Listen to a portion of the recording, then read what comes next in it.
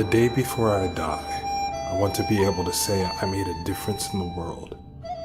As cliche as that sounds, I want to be able to look in the eyes of a loved one and tell them honestly and confidently that I've lived a good life, that I did something for the world. I don't want to be haunted by what ifs or what could have been, missed opportunities and nightmares of old childhood dreams that never happened. What did happen? It's sad because I can easily tell you what wasn't and what didn't, but if you ask me what happened even just this past week, I wouldn't know what to say. Isn't life supposed to be more than video games, social media, hanging out and pretending that everything's okay? Weren't we all meant to do great things?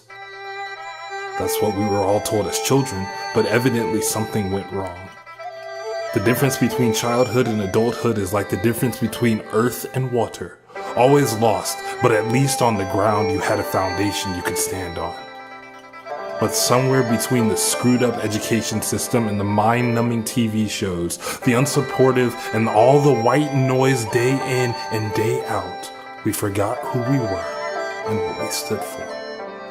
And eventually threw our self-meaning and futures out the window and said, screw this, screw you, and I'll be doing what I want from now on. But that was never a good thing. It was never a stand for independence, but a further decline into what others were calling you and influencing and telling you to do. And so the ground was ripped out from under our feet. The ground that supported us was taken and replaced with the dark and vast ocean of living casualties that drift aimlessly to nowhere, because what is there to drift to now? Oh, a new Avengers movie came out. I'll see that on my day off from the job I hate with the people I don't particularly care about, because I am that focused on my petty obsession of Chris Hemsworth and his six-pack. Somehow we translated, "You are meant to do great things," into a self-absorbed survival guide on how to get by and make sure you're living the life you wanted. The life you wanted.